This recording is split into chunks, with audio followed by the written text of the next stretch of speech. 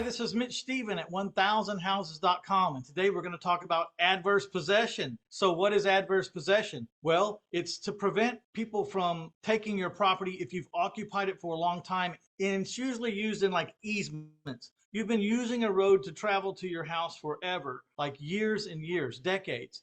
And then you find out like you never really had the right to travel that road. So the owner of the dirt under that road wants to block you out of your place. Well, if you've been traveling that road long enough, then you have a right to adverse possession. But it's also for people who specifically want to just take control over abandoned properties, want to make those properties viable again and take title to them. Openly and hostilely are the key words. In the state of Texas, and I'm not an attorney and I'm not a licensed attorney, this is strictly my opinion, so make sure you consult on anything I'm saying here. But in the state of Texas, if you openly and hostilely occupy a property for a long enough period of time, i.e. take possession and don't lie about what you're doing, then you could end up owning that property. Now, what are the 5 signs of property that might be perfect to adverse possess? Number 1, it usually starts with a death. Okay, someone dies. Number 2, you're looking for heirs and you can't find any. Number 3, you're searching the debt on the house or the past due taxes or judgments, any kind of liens, and there's not much or there's zero.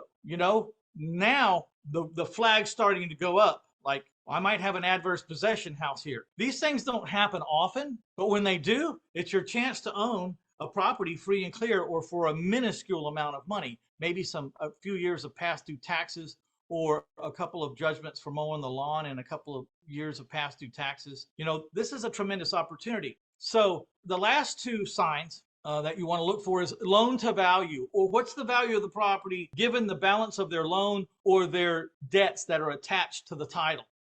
If it's a $250,000 house and it has a $220,000 mortgage and $20,000 in past due taxes, probably not a good play, because you really don't want to put $240,000 into a $250,000 house that some heir or someone may show up with the claim to say, this isn't your house, this is my house, you got to get out. And they're not going to give you your money back, believe me. So now if it's a $250,000 house and it owes $10,000 or $15,000 in back taxes and that's it, might be a gamble you want to take, Well, now I'm going to give you an example of a house we had some taxes. And what we did was the first thing we did was openly and hostilely possess the property. We moved a person in. We changed the locks. We moved in. We occupied the property. We changed the key. And then I gave the person inside the house directions that if anybody asked him, why is he in this house, or how did he get in this house, or we want to know about this house, he just hands them my card and says,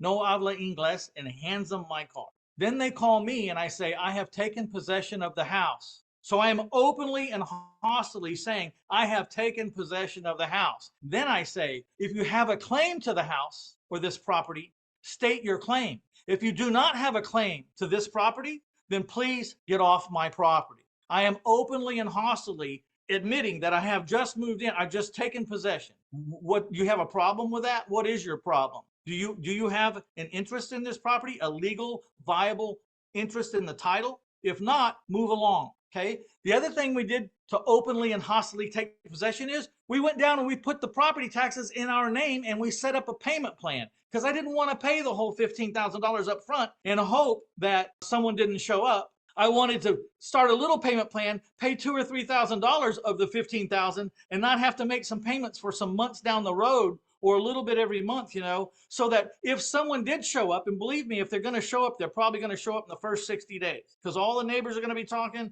everyone's going to be talking. Okay. So we went and changed the taxes, put it in a corporation's name. This corporation only owned one property, and it was this property. Okay. Just in case the fit hit the shan, if you know what I mean.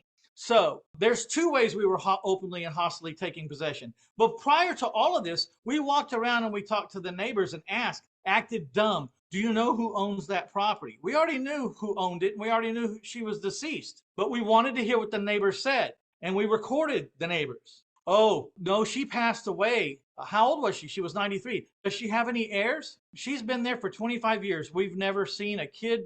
She doesn't have any kids that we know of. She doesn't have anything. So we go around all the neighbors in proximity and recording our research. With people saying out loud, there is no heirs that we know of. And she's been there 25, 26, 27 years. And we've known her for that long. Okay. Then we hired an attorney to help guide us through this process. But we also, because always got to have an attorney that knows the adverse possession well. Probably going to cost you a few bucks. But you're going to get a $200,000 house for $15,000. You can afford to pay a little bit to an attorney, right? And you should, because this adverse possession game is not for the faint of heart, and it has a lot of mines that can blow up in your face. And I'm not going to be able to cover all of them here, but you need to know what you're doing. And I'm speaking in the state of Texas, and I don't know what state you're in. So you'll have to find out how adverse possession works in your state, because you certainly don't want to just mimic what I'm saying, because I'm going by what I understand as the law in the state of Texas.